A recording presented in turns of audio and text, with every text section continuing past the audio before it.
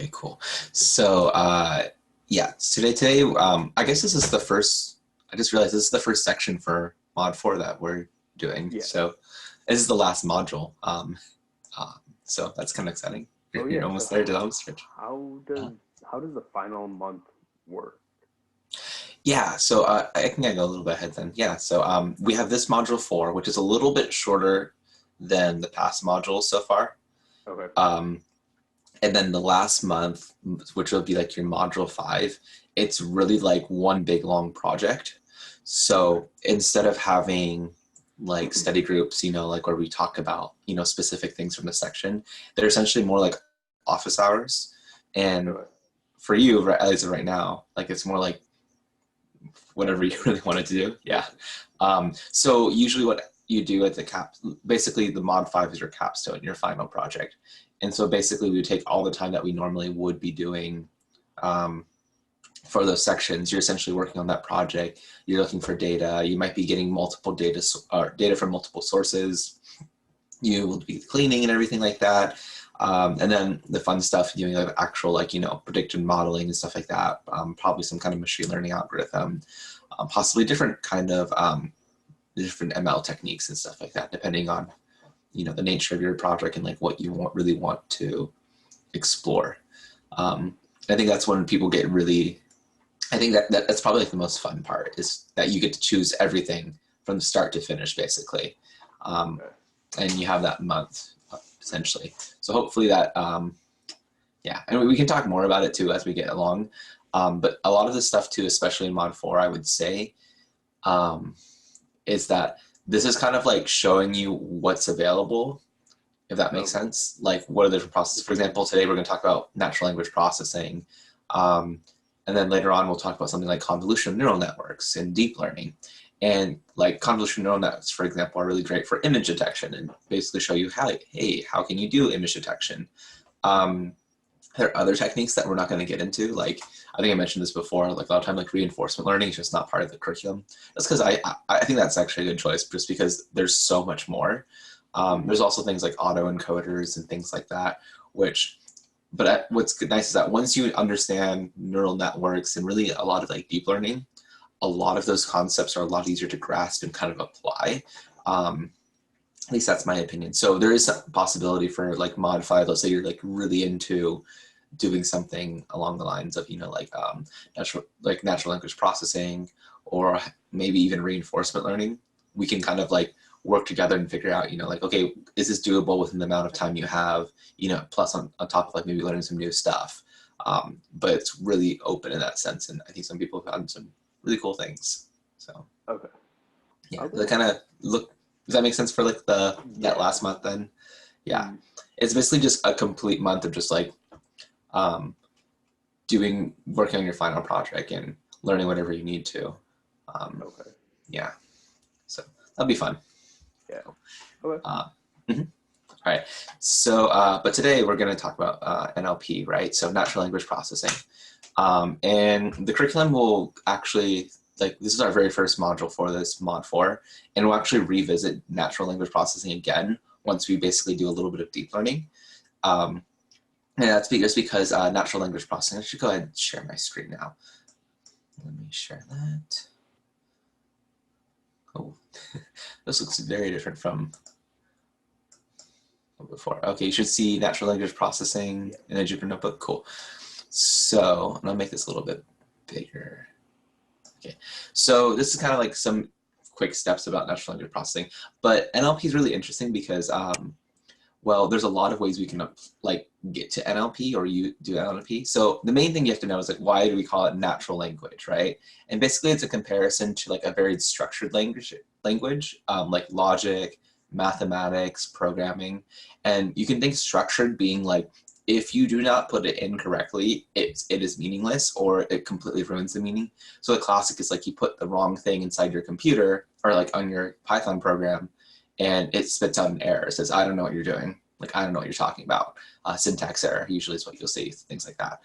That's because it's a very structured language. Same thing with mathematics. Like, if you do certain things in mathematics, like you can't do like a plus times minus. Like, it doesn't make any sense mathematically.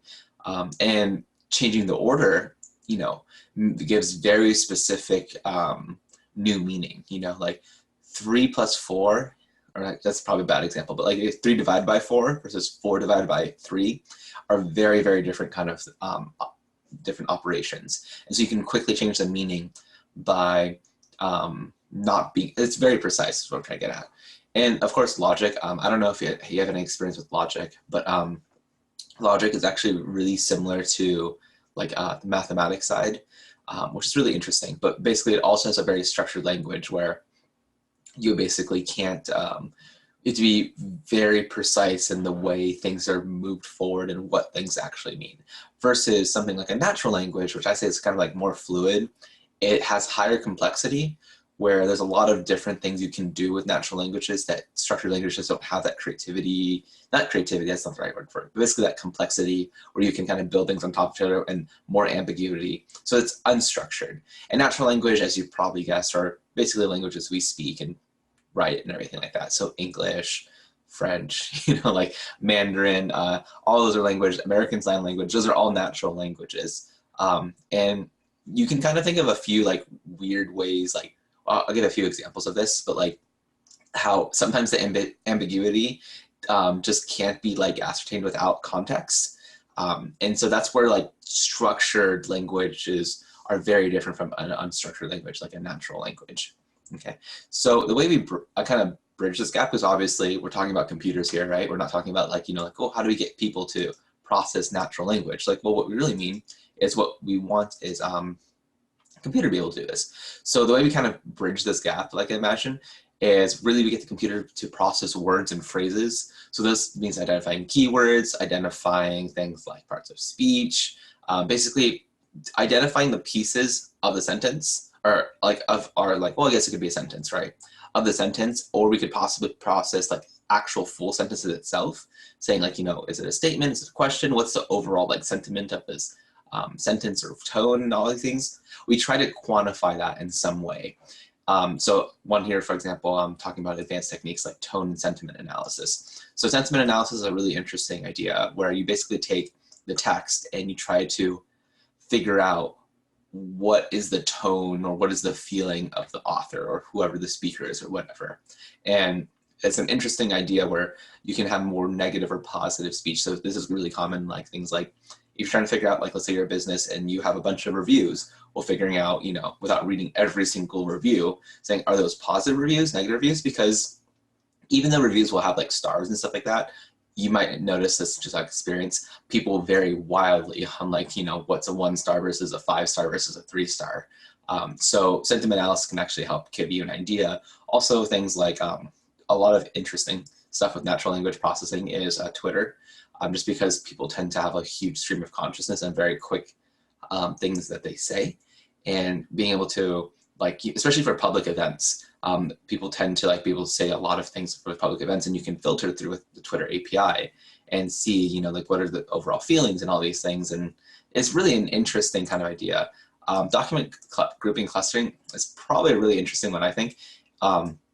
So this is like the idea, this is a little more advanced where you might be able to more identify what things are similar to each other. So one possibility, I think this comes out of the news every once in a while, where they said they can figure out, I think J.K. Rowling had this issue, where they figured out J.K. Rowling was writing underneath another name, and they identified her based on her writing style and stuff like that. That's kind of what document grouping and clustering is. Trying to figure out like similar style. This kind of goes into something interesting called, you know, I think we mentioned this before, like GANs, generative adversarial networks. And that one is interesting because you can, there was a recent paper, like maybe a few months ago, where you could essentially start giving it, like give it a sentence, or maybe not even a sentence, maybe a few words, and it'll start writing out like a full like paragraph relatively coherently based on whatever you wrote down. And what was interesting about that, it was done through natural language, basically, taking data from Reddit and like from different subreddits and stuff like that, and taking that information and trying to figure out, you know, like how do people respond and how do people, you know, act and stuff like this. So not just on like what words to use, but also how do you get the same tone across. So there's some really big parts of natural language processing going on. And then I'm just kind of giving like an overview, like why, because I feel like the curriculum doesn't really say like, oh, why is natural language processing actually important? Another important one right now is taking the space, which we're not really sure. I mean, I'd say it's not really sure, but like how far we'll go with this is things like Google Homes, Amazon Echoes, like Siri, those things, voice assistants essentially. And part of the natural language processing also is to understand when someone asks a question or someone asks a command, what is the intent of those things, and being able to process that through. And it turns out that's actually a pretty difficult thing to do. So anyway, that's kind of like a general idea of like all these parts of natural language processing, like NLP in general, like what we can do with it. So this kind of goes into a little bit like the difficulty to understand meaning for a computer. So for example, like this was kind of like, I was led to believe the Fire Festival would be an amazing transcendent event. I was conned. So like this sounds like at first, like if you think about this, like other than this lead part, like Fire Festival, amazing transcendent event, like that sounds like a positive kind of part. And it's not until really the end, maybe a little beginning, you could maybe say it could have be ascertained from like that part, but it's really at the end that really says, oh, it's the opposite of what this was right here.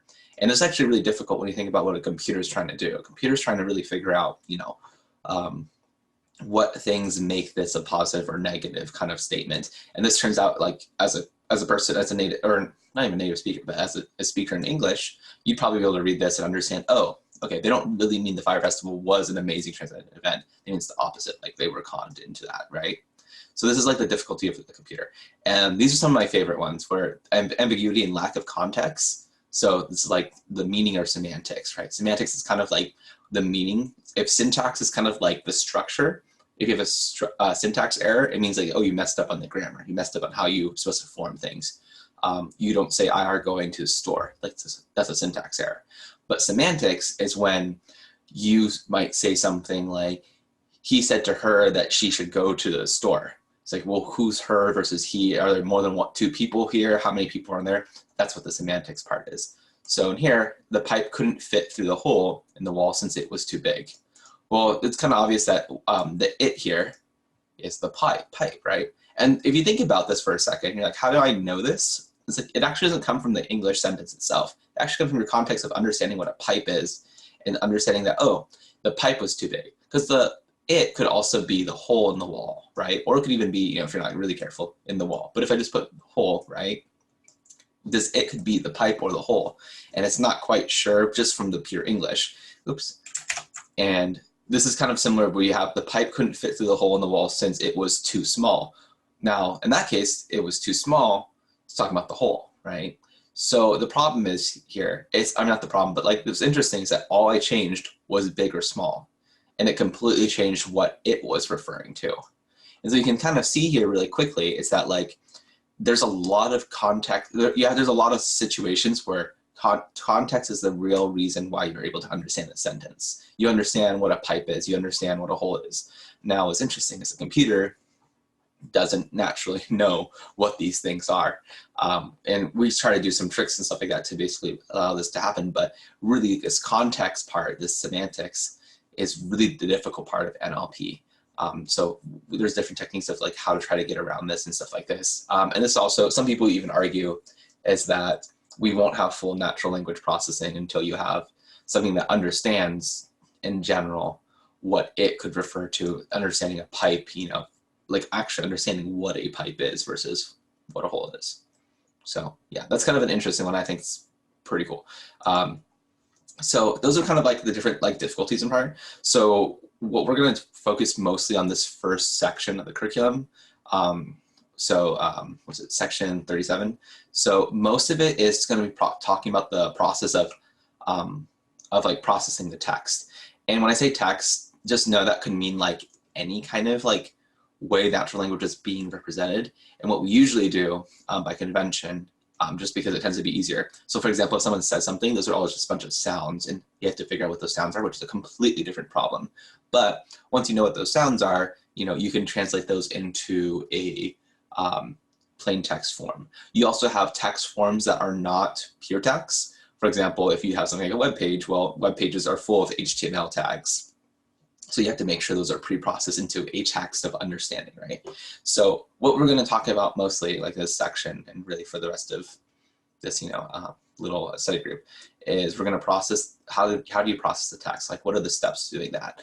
And then after that would be after you would process the text, you would be extracting features, which we will then use to model the natural language, right?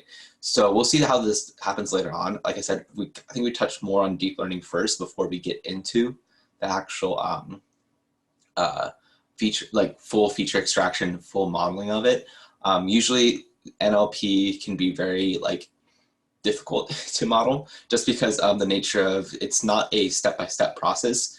You kind of have to know the things that are kind of prior before, like a few steps prior, in order to understand the things that are currently going on. Just like with, for example, like too small versus too big. Well, it's not just the first word behind it. You have to kind of go all the way back to pipe in order to figure this out. And it turns out that's a different kind of structure that we haven't really learned about, which are usually one of the big things we use is something called recurrent neural networks, or RNNs. But we'll talk about that later in the module. So anyway, we're going to focus mostly on text processing and then some feature extraction and selection. Cool. So, Sal, do you have any questions? Anything you wonder about? Nope. All right, cool. Oops, let me move this out of the way because I can't click it. There we go. So, all right, so the first thing we're going to talk about is just how we're going to process text, right?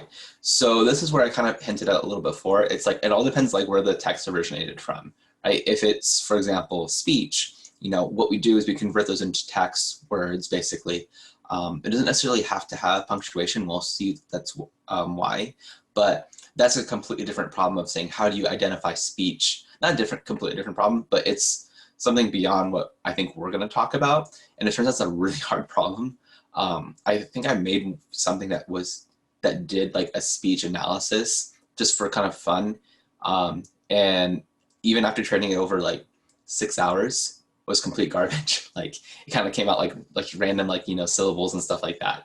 Turns out it's a really hard problem, which kind of makes sense if you think about it, because it's not until relatively recently where we've actually been able to use voice commands and have good interaction. I don't know how you if you remember this, but I remember there's been so many times where you would use your you would say something to your computer or say something to your phone, and the phone would get it wrong, probably about 50% of the time, if that. Usually it's a lot worse. And now it's oh, I know people who regularly use voice to text typing, just because it's easier that way, and it does a pretty good job identifying everything. Not always, but pretty decent. So anyway, that's a different kind of problem. But what you would do is you take your speech or some audio format and convert those into text, into some kind of plain text format. All right, so what was I saying? Oh, but anyway, basically you take speech and you're converting it into some kind of plain text form, okay? And then, like I mentioned for web pages, which a lot of times will scrape information, stuff like that, they'll have things like HTML tags. So obviously you have to remove those things because HTML tags, they're helpful for a browser, helpful for us to identify, what parts of the web page there are. They're not really good or useful in natural language just because they just don't have any extra meaning that normally would be in our NLP, right? So things, and just know there's other formats, for example, Word docs, PDFs, all this stuff. And you can even think of things like even Twitter, sometimes you have to even when someone writes stuff down, on Twitter, it might have a different kind of format and a different kind of structure. For example, a hashtag in a tweet is a very different kind of thing. And if you just see an octothorpe number sign, pound sign, whatever you want to call it, right? And just in regular text, that's a kind of different meaning. So a lot of times you have to consider where did the text originate and what is the format of that text beforehand. Okay, so this kind of goes back to, or not goes back, but leads into removing irrelevant information. So you can kind of think this is more structurally, how do you clean this up? So web pages like Beautiful Soup, for example, can help clean up all that extra junk. If we remember back to web scraping. And so the next part is okay, we got all this text, maybe it's even directly from a book, and we have the sentence now, and we actually want to make it pre-process it for the computer, basically, right? So the algorithms can have an easier time dealing with this information. So you can see this just random sentence: the dogs in Alaska are cold, hungry, and lonely. So there's actually a lot of redundant information in here that you don't necessarily need to have for trying to identify, like try to understand the sentence. So the first thing is like punctuation. Depending on the situation, like depending on your task, you may or may not want to remove punctuation, but a lot of times, often we'll remove punctuation because it does mean it leaves it less complicated. So there's less like issues with trying to figure out like, oh, there's a comma here versus a not comma versus a period versus an exclamation point. Basically, a lot of times we'll just say, we just need to know when the end of the sentence is, or we don't even care about the end of the sentence. We just want to know how many words are used in this sense, or what order they are. We don't really care about the extra punctuation. So just kind of, that's kind of like a really common to remove it, but there are situations where you might want to keep the punctuation there if there's some other subtlety that maybe that you're looking into, but usually we'll just remove it. Okay, so for example, all these what's it called, commas will be removed, the periods will be removed, dashes will usually be removed if they're not connecting two words together, colons, like things like that, like things that like you can still pretty much understand it if you didn't like put punctuation into it. Okay, and then the next part is like capitalization. So usually capitalization, if you think about, the way I think about it is like when you're speaking, like language, most language came from just basically speaking, right? So one thing you can do is just remove capitalization, since in the real world, I mean, not the real world, but when you're speaking, there's no like emphasis with capitalization, right? Like me talking right now, like I don't know, like there's not, when I start a new sentence, there's not like a new, like, it's like, oh, like there's a new like inflection on top of like the capital T or whatever. Like, it's like, no, like it's just there. So that's usually why we remove it. It just removes the complexity and stuff like that. This can be a slight problem sometimes, depending like, well, we'll talk about this a little bit, but like, for example, if you have a person's name versus something like, I don't know, like let's say Will and Will. Like you say, oh, it's person's name's Will, but the action, I will go to the store. Those have different capital letters. But for the most part, we don't really have to worry about it. We treat them the same word, just possible different meanings. So for the most part, we just remove capitalization. And then next thing we do, we remove a lot of common words, which I think in a lot of ways, whenever I hear, like whenever I think about this, and I think I even thought about this before I did like anything like data science-y, has always felt like those little words are like useless, and it's kind of like they don't really add to the meaning. Like the dogs, like yeah, like kind of specifies a little bit, but do we really need the word the? There's a lot of extra things that we just don't need. Of even in like the dogs in Alaska, like that can give some meaning in prepositional phrases, but a lot of prepositional phrases will remove, and a lot of the reasons why is one, it doesn't really change the meaning too much for the process that we'll do. But the second part is basically it removes the complexity. So it means that there's less words for us to worry about. And the third part, which I think the curriculum mentions, is that these like common words that are kind of like not giving much meaning are the majority of all the words like in a corpus. And a corpus means just like a collection of like words or sentences like of a work, right? And so like if you took like, every word of like Moby Dick, for example, you'll find that the most common words are the most common words in English. And to me, that always says a little bit like, oh, English is really redundant, because like you can remove most of these words and still pretty much understand what the sentence is. So these are kind of like really basic stuff that we would tend to do. The only one I would kind of put like a little asterisk next to is punctuation. Sometimes it makes sense to keep punctuation, but the rest of these are, I mean, even then, that's pretty common. So the rest of these you would pretty much do it like from the very start. Okay, cool. Any questions about the extra information and why we're removing it? Cool. All right. So next thing is the natural language toolkit. So NLTK. So this library is like used like universally. It's an open source library. It's made by, I mean, there's so many people who contribute to it. One thing about NLP is that it really relies on people like linguistics, right? And what's nice is that there's a lot of people who have studied, gotten their PhD in linguistics and been able to contribute to these kind of things and figure out parts, how to use NL, like basically how to incorporate those tools for linguistic analysis, right? So just know that basically for the whole thing, we'll probably use NLTK to like process all this. And it's a Python library, so it's not like you have to do anything special. And then this brings us to some other things like regular expressions or regex. I don't know if you've ever heard about, well, we did talk about did we talk about regular expressions? No, I'm thinking recursion. I'm thinking of our word. But regular expressions basically, well, okay, it's basically a way to specify particular patterns in a string. And so it doesn't have to be necessarily natural language. So like there's like this little comic here, for example, is that like, they're trying to find something that looks like a address, within 200 megabytes of thing. And by knowing regular expressions, you can specify like, oh, something that looks like an address, find this. So for example, we might have like, an address is like some numbers, a street name, maybe like road, street, something like that. And then like, maybe like a state, cities, comma, state, and then a zip code, right? And so that format still exists there. You can specify that basically saying, okay, we're gonna have, 1, 2, let's say 6 numbers at first, then a space, and then there'll be some text up until a period. And then after that period is like another block of like text, which could be like a city, comma, 2 letters, which is like a state. And then after that, was it a 5 number zip code. So like those would be like the things that you would kind of specify within what's it called, like in your regex. And I won't go into it because there's just a lot. The curriculum shows like a whole checklist. I did want to point out this little web app that I personally like. And basically you can see here, for example, it's just grabbing all the letters from A to Z with a space between it. And you can see like it actually matching up. Oh, sorry, capital. It starts with an A.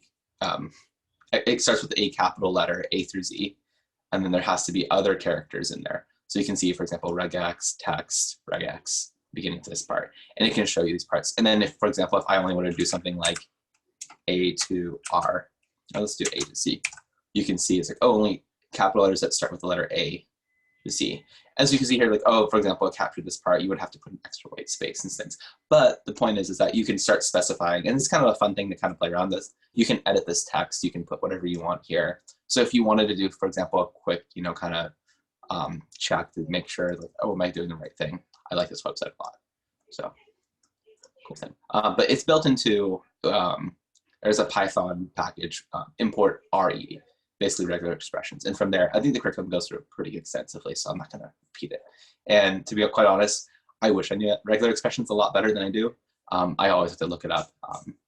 But if you do know it really well, it can help you basically navigate through text a lot quicker. And that's just not useful just for NLP. It can also be useful for like web scraping and stuff. So just know that option's there. Cool. All right, so this is kind of like the tools, right? So NLTK basically has a lot of awesome stuff. We'll talk a little bit about that. Regular expressions, really great.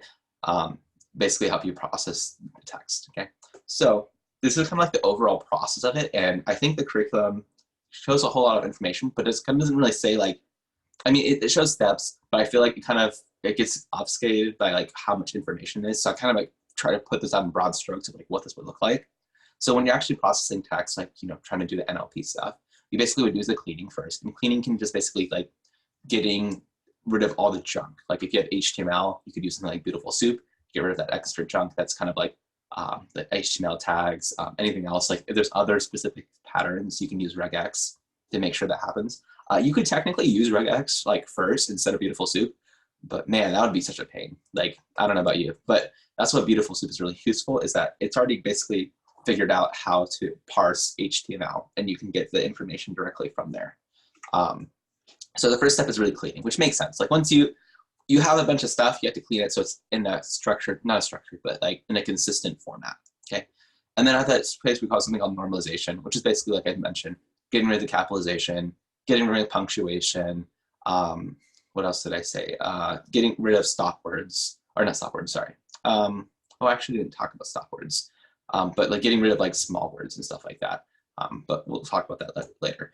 So usually we'll do a normalization. And then we do something called tokenization, which we haven't really talked about. But basically all you have to realize is that a sentence, at least in English, are usually made up of words, and that we can basically break up our sentence by splitting up and saying, okay, this, a token really is a symbol. It's like, oh, this thing represents one concept. So usually those are words in English, but just know in other languages, there might be other ways to tokenize the words. The one that always gets me is that like American Sign Language has a very different structure than something like English and stuff like that. So I always like put this little caveat in here, is that like it's not just English. Like you can do this with other languages, but you have to know what it makes a token, like a symbol that holds a single meaning but can't be like split up. Okay. So what's nice is that NLTK has a tokenize, and what's really awesome is you can tokenize a lot of different ways. So one is just tokenizing the sentences, which might make sense if you want to do like translation. So like, for example, you won't want to translate word for word into like French, from English, because you might need the whole, like essentially the concept, the structure of the language to understand what specifically I should transfer over. This is especially true for things like translating from a genderless language to a gendered language, where some languages just don't have a he and her, and translating it from he to her or whatever, it might depend on the context of who's in that sentence, for example. English doesn't formally have a genderless pronoun, though I think now it's becoming standard where we use they to kind of say genderless. But just know that, which again, this is where like all this interesting stuff comes from. Like if you have old text, they won't use they as a gendered person. They'll use the masculine, I don't know. Basically they would use he as like the gender, like that form, like that, even though they don't know what the gender is. So interesting kind of stuff. So anyway, sentence tokenization, so it can token off the sentences. Basically, it figures out where the periods are, where a new sentence is. Word tokenized, so these are like the more common ones. It's like split in Python. So if you do like a dot split, it will split up the words by white space. But it's a little smarter than that, which is really awesome. So for example, like doctor, dr dot, that might think like, oh, that doctor, like, like with a period, or like it will sometimes like think it's a new sentence, it will actually realize like, oh, that's actually a word, and it'll put that in together. So split, it's kind of nice thing to use versus like just doing a dot split yourself. So again, word tokenize is probably what you'll use most commonly when you're doing NLP. And then there's a couple other things. For example, there's a regex tokenizer. So you can combine regex on top of like tokenizing words, and that allows you a little more like, a little more flexibility. So if there is some kind of, I don't know, like some kind of text that you need to process differently, you can actually define it directly with the regex tokenizer. And then one kind of special case is a tweet tokenizer. So it can recognize like, oh, one of the hashtag, it knows that from tweets, a hashtag is an important symbol, or things like ats, and things like that. It's like, oh, okay, like these ats are specific kind of,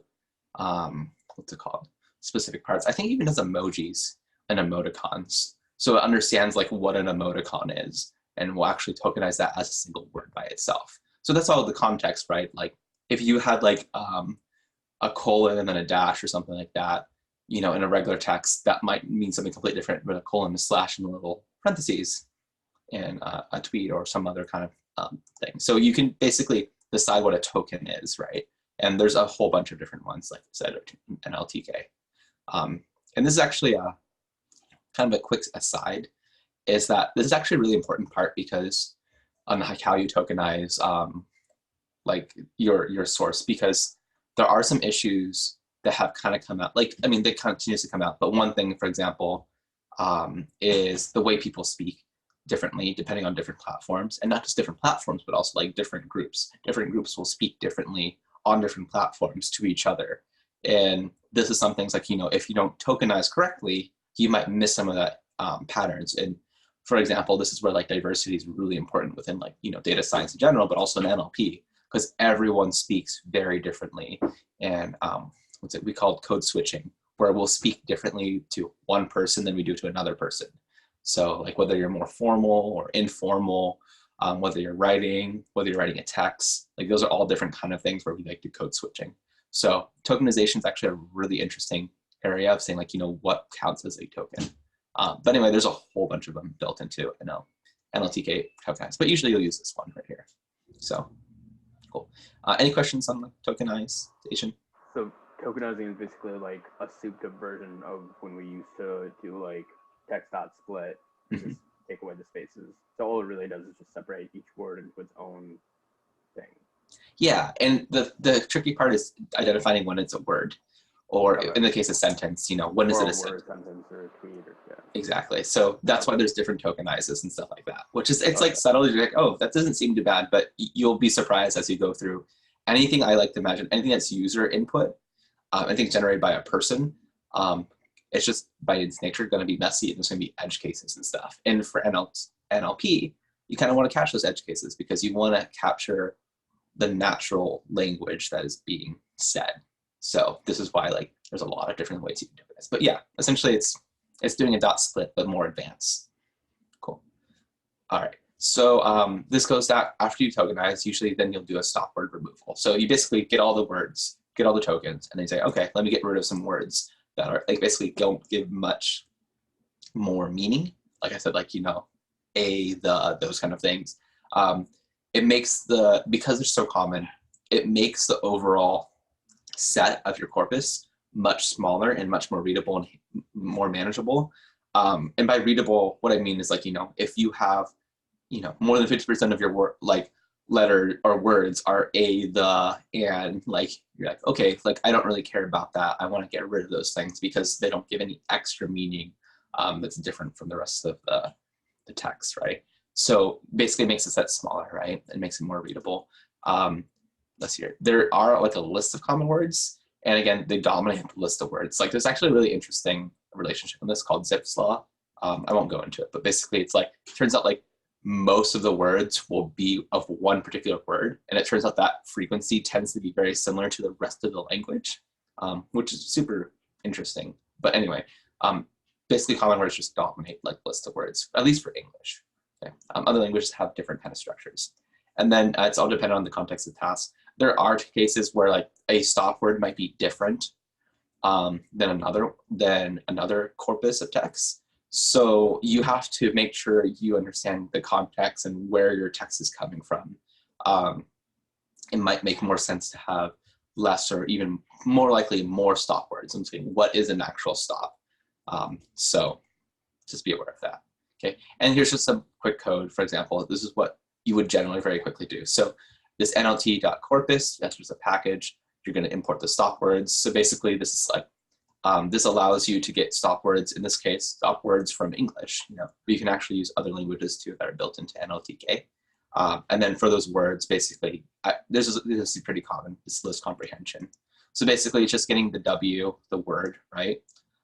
If the word isn't in stop words. So if the word isn't in stop words, then basically keep it in this list of words. And this words would be like some pre-processed tokenization. So this would be a list of, a bunch of words that were tokenized. It's not defined in here, just know that that's kind of like what this implication right here is. But yeah, so any questions on this guy for stop word removal? I don't know if I missed this, but what was a stop word? Like, yeah, they're more like common words, like things that aren't like stop words. I think at the beginning sounds was like something that wasn't really adding to the sentence. exactly. It's like, So like okay. Yeah, they're basically things like it's not really useful and it kind of tends to dominate the corpus. So you're just kind of like, let's just get rid of this because it makes our data set more manageable and it doesn't give any extra meaning. Sometimes, depending on like what you're doing, you might want to include, a stop word, or more likely you'll include specific stop words that are specific to the text. So like, I'm trying to think of a good example. I can't really, but like, it's not on the fly. But the main idea is like, oh, if there is some kind of common word that's being used over and over and over again, and does it actually give meaning to this specific kind of text, you'd want to remove it or something like that. Or there might be the opposite where maybe a stop word that normally would be used in this particular text will actually do, what's it called? What will actually be important or has some context so you don't want to remove it. It just all depends on exactly. But for the most part, you'll probably just remove the stop words right here. Okay. Cool. Yeah. So that is stop words. And that's kind of like the biggest, not the biggest, but like this is probably like up to here. It's like, okay, you do cleaning, normalization, tokenization, maybe do some thought right here. It's like, which tokenization do I want? Stop word removal, do something you thought. Next part is stemming and lemmatization. And so this is kind of an interesting thing. This is basically different ways to, again, simplify your like list of words essentially, and simplify it further down to make it easier to process. So stemming's kind of like, you can think of like it's a really fast and quick way to reduce the complexity. So for example, if you had something like I will walk to the store versus I walk to the store, well, the key word there is walk, right? But walk and walked will be counted as two separate words. And so if you wanted to actually see that, oh, what's the most common word? And let's say it's like split across, like walk and walked is, or even walking is split across, 3 different ways. So it is like a lot more common, but you see it's 3 separate words. Like, well, you don't want that. You want to be able to combine them together, right? Say like, oh, well, walk is the important part. So one quick thing is stemming. So the way I kind of think of this is like you're cutting off the stem.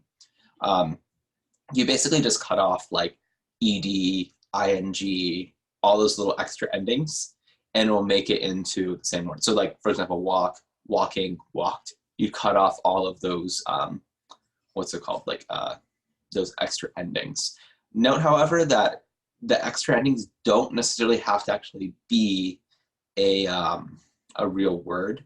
So these stemmed words are not always words. So for example, I'm trying to think, I should have thought one through beforehand. But if you had something like that ended with an like a vowel ed, it would cut off the ed, but the vowel would not be there. I'm trying to think of a good example of this, but I can't. But basically the idea there is that like you might have something that's like, oh, like it has an ed off of it, it has the ing off of it, but it's not a real word. But that's okay as long as it's the same word. Like again, it's a token. It's not really the word itself that we care about, it's the meaning behind each word. But because of this, it means that stemming is kind of limited. It's not very smart. It basically just is looking for ed, ing, er, things like other endings like that, and just kind of removing it so they're all the same kind of structure. But if you have something like is, be, and was, where those things are related to each other, there's different like tenses and stuff like that, stemming wouldn't help you at all. So this is where lemmatization comes in. And basically lemmatization is specific to the corpus you're looking at, for example, English, right?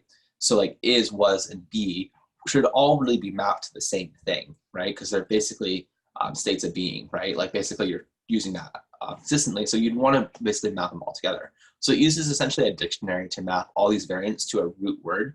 So lemmatization, you can think of it like lemma basically just meaning like the root, like the meaning of it behind it. So just know that this will actually convert to an actual word. So usually lemmatization is really useful because like, for example, like is and be really should be all together, right? But it takes more processing, right? Because basically it has to go through a dictionary and understand like, okay, let me go through it. Versus stemming, basically it's just really crude. It looks at each individual word and just cuts off the end if, as needed.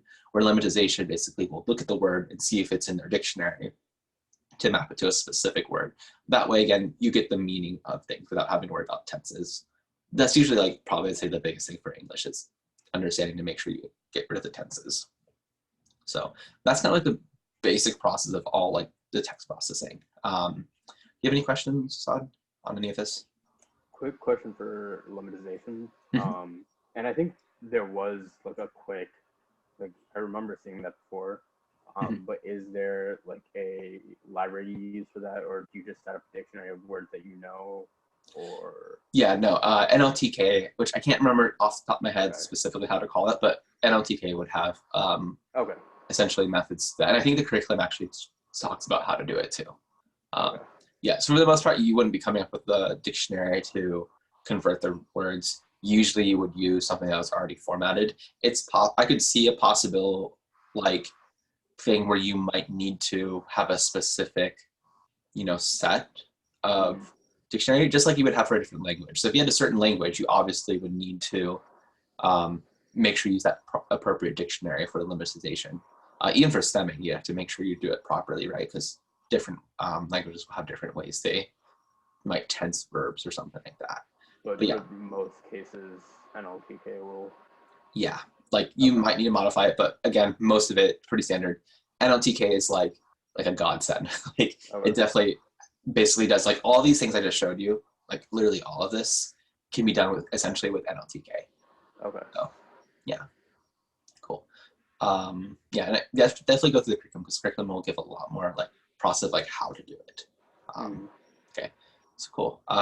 So the last part I did want to mention is the grammar portion, which I was kind of trying to figure out the best way to show this. But I think the best thing for me to do is just kind of like to just kind of draw it out for you. And that actually works out really well, I think, because we're almost out of time. So let me go ahead and grab one. There it is. I'm going to go ahead and draw this out. So the next part of actually doing this is a little more like processing, like trying to get into the feature extraction. And this is where we basically look at the grammar and parts of speech, or POS. You usually see parts of speech abbreviated as POS. And basically it's that you want to make the sentence or parts of the sentence, like is this a noun versus a verb versus what's it called? I don't know, I'm trying to think of the top of it, adjective or whatever, right? And there's different parts, for example, linguistics. There's a famous example, I think even shows in the curriculum, is I shot an elephant in my pajamas, which actually has two different meanings depending how you interpret, each part of speech. So one thing's like I shot an elephant while wearing the pajamas, right? Or it's possible saying I shot an elephant while he was wearing my pajamas, right? He was wearing pajamas, or maybe he was wearing pajamas, right? Which again is more of a ridiculous kind of sentence, but grammatically speaking, there's nothing wrong with, saying that specific, phrasing. And it all comes down to how you interpret each part of speech. So what's important is actually identify how parts of speech works. And this is why you can't do something like I, are, am, is, going, store, need, to, 5, like there's a certain structure of syntax that you just can't do. Semantics is a different kind of story, but the syntax itself is pretty structured, or not pretty structured, but there is a more or less structure in here. So this is what brings us into something called bigrams. So the curriculum talks about something called bigrams. And basically a bigram is like a pairing of like a noun and a verb, right? And I'll just do noun and verb because that's a simple one. And saying like, okay, like these noun and verbs, basically there's like a noun and a verb and a noun, or let's say like a noun, an adjective, noun. Those things come up in pairs and how often they come up. And you can basically structure, say, okay, like based on just the text after doing a parts of speech identification, saying, okay, noun and verbs, they get paired up very frequently together. Now, the only problem with this with a bigram is that it requires at first for you to know, like it, well, okay, there's a couple of things that are good for it. One is that like, okay, if you know that noun and verbs happen very frequently, and you know like in your corpus what one's a noun, what thing's a verb. If you get a what's it called? If you have a word that you're not sure, like for example, will and will, you don't know if it's going to be like, will I go to the store versus will the person. So you have this word and you're like, what do I do with it? Well, what you can do basically is say, well, okay, what's the next word? Is the next word a verb? In that case, you might not have verbs, or like those are relatively uncommon. So you would say, okay, that means probably a noun since it's followed by a verb. So like, let's say like Will goes to the store. So like the next word is go. It's like, oh, that means there should be will, or like will the person, versus if it was something like I will eat this, where like okay, like well that's a different kind of structure. It's not a noun verb kind of structure. So like, okay, then you can move on and decide what to do. So that's really great for bigrams. One issue with bigrams, which you kind of, I don't think the curriculum starts talking about it, but like basically this leads into like the whole idea of like modeling. And for example, I'm trying to remember actually, I'm pretty sure, okay, if you're interested in NLP, if natural language processing, one thing to look into is something called hidden Markov models, which are like a quick way to basically map out the different possible ways a sentence structure can move forward. It doesn't talk about it in this section for NLP. I'm trying to remember if it comes up later on when we visit NLP again, But if there's something you're interested in, just know that Markov models would kind of fix this issue. But one thing you can have is like if you have a new word, like let's say someone's name, like you say, okay, there's like Jane. It's like, well, Jane, like we don't know what Jane is. Is Jane a noun versus a verb? And this is where you kind of have to, they would have to figure out, it's like, okay, how do we put this in? And if it's not very common, it can be difficult to do this. So this is where like Markov, like Markov models, basically Markov chains, help you decide the probability of like how do you proceed forward and what the likelihood of that word that's unknown or that token that's unknown, how that should be fit into the rest of the model. So I just wanted to kind of talk about that. I guess I'm really in the whole space here, but bigrams I would say like is like the key part of that section for Learn on the curriculum, is understanding like, oh, understanding what the bigram is, and it comes from the parts of speech. They do talk about, and I'll show you real quickly. Let me go get back to my mouse. So let's see here. Nope. Here, there. So they do go pretty extensively, like, oh, here's the classic, I shot an elephant in my pajamas, and the way it's treated out like this. To be quite honest, to do some basic NLP, you don't necessarily need to have these different trees going through. If you are really interested in NLP, this is something that you would have to start getting into. You say, okay, like, you know, how do we structure these sentences and what these trees are? Basically, just know that these are basically parts of speech, which is what's going on. So like it's identifying which parts of speech are what, okay? I'd say the overall view of this part is really identifying like bigrams. It's talking about grammar, parts of speech, structure, and essentially I think it finally comes down to, does it come down to there? Oh, maybe it's the next section. But basically it comes down to saying like, oh, how to do bigrams and like how these things relate to each other. So like, for example, here's all the nouns and the verbs and prepositional phrases. And again, this is all can be done with NLTK, which is again, a godsend. Like having to do this all from hand in some form, fashion, building it from scratch would just be ridiculous for how much work that would take for any one given language. So that kind of ends everything that I really wanted to talk about for this section. Again, make sure, I would say, go through the curriculum. Obviously it has a lot more context and a lot more detail and stuff like that than I just gave it an hour. But I think hopefully that gives you an idea of like what this should look like going forward for natural language processing. So what are the questions you had, Assad? I think for the most part, that's I get what the basics are. Mm-hmm. But yeah. Yeah. I think the biggest thing is probably the parts of speech, which is what ended up being the feature extraction, which I didn't go completely into, but we're going to revisit it again too, as well. So just kind of know that's there. There's a couple things that I want to mention about NLP in general, which kind of is important to know, is that because it's a natural language and it's very flexible and very complex, note that just like with all data, you have to be careful with how you bias it, right? So like making sure that your experience, like other people's like usage of the natural language are accounted for. So there was actually a recent talk with, I can't remember what, it was just like 2 weeks ago, but another data scientist was sharing this for NLP, where they were giving a talk about how the tools right now for NLP are really bad at doing something what they call like Black Twitter, which is basically like, you know, doing tweets in a very specific kind of like format, like in a very different like way the way their phrases work and everything like this. Like I'm trying to think of like a good example, but like for a recent one, for example, is like, you know, full stop or, you know, lit, like this, not necessarily Black Twitter, but just like general like words. And those words change over time and what they mean and like, you know, what those actually are supposed to, what meaning they convey.